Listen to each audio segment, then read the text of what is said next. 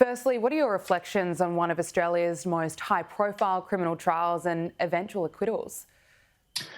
Look, I think there's great lessons for Australia generally, but particularly the justice system from what happened to Cardinal Pell. The community has had a very clear example of what can happen when there's no respect for the presumption of innocence. Cardinal Pell died an innocent man. This might come as a terrible shock to those who were gripped by the frenzy, particularly in Victoria, that effectively amounted to a lynch mob before his trial and unsuccessful appeal in the Victorian Court of Appeal. There were crowds thronging outside the court day after day after day. It's still shocking to go back and have a look at the judgment of the Victorian Court of Appeal that declined to strike down his conviction as unreasonable. You compare that to the unanimous decision of the High Court that struck down his conviction quite clearly and found that the presumption of innocence had been reversed.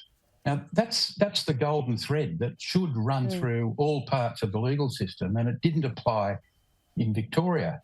There are lessons all over society. The police should still reflect on their role in effectively advertising for people who had anything that they wanted to complain about against Cardinal Pell.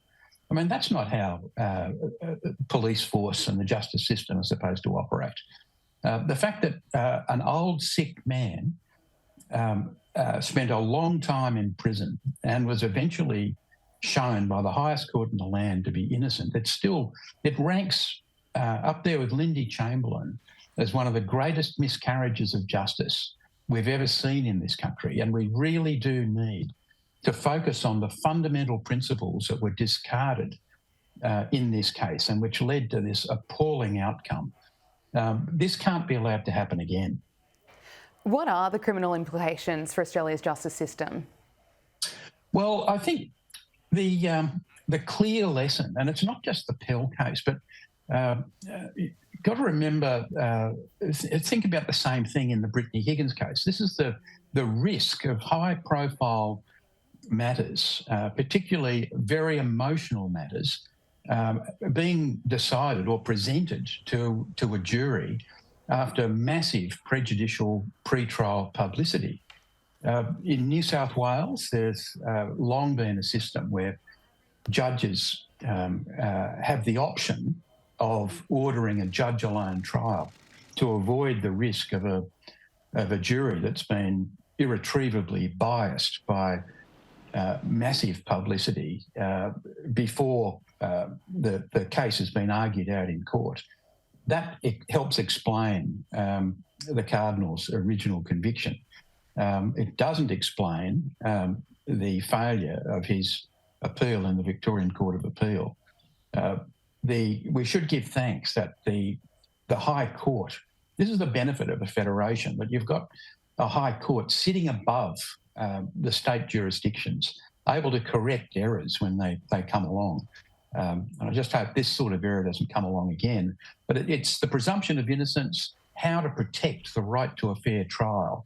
It's all jury trials are a fundamental right, but no rights are absolute.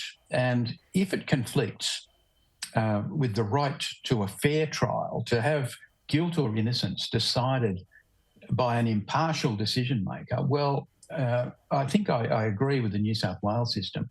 You've just got to dispense with jury trials in those cases. Not likely. It needs to be a solid case. But I think in both the cases I've mentioned, the Brittany Higgins matter and the Cardinal Pell matter, there's an unarguable case that the prejudicial publicity, pre-trial publicity, made it almost impossible for a court to assemble a pool of unbiased jurors. So there is a case for dispensing with juries.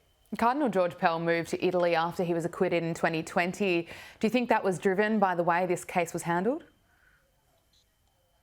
I don't know, but it is revealing that he also left the state of Victoria after his case was finally resolved and immediately travelled to New South Wales. I don't blame him. He was pilloried by the Victorian community. How this happened is just another example of the occasional frenzy that runs through all communities, not just the Australian community, but we've seen this a couple of times. The Lindy Chamberlain frenzy was another example. It's really regrettable. In all these cases, at least the criminal justice system was eventually able to set things right at the expense of innocent people spending significant amount of time in prison when they shouldn't have been there. The woman who wrote the book about Cardinal George Pell, Louise Milligan, has taken to Twitter. We'll bring up this tweet to show it to you. It says, "George Pell is dead. This will be a very triggering day for a lot of people thinking of them." Chris, what's your reaction to that tweet? I'll put it this way. The ABC got the Cardinal Pell story absolutely, totally, irredeemably wrong. Louise Milligan spent a large part of her career doing that. I think the ABC still hasn't come to terms with the fact that on a very big story, they failed miserably. Viewers might recall that the 7:30 program devoted an enormous amount of time to prosecuting effectively Cardinal Pell. It's time for the ABC to recognise that it got things wrong. He's dead. He can't sue for defamation. It'll be revealing of the character of the people running the ABC, how they respond now. This is an innocent man. The criminal justice system had the final say. It's not up to the ABC to be triggered by the death of an innocent man, for goodness sake. Chris Merritt, appreciate your time this morning. Thank you. Quite okay.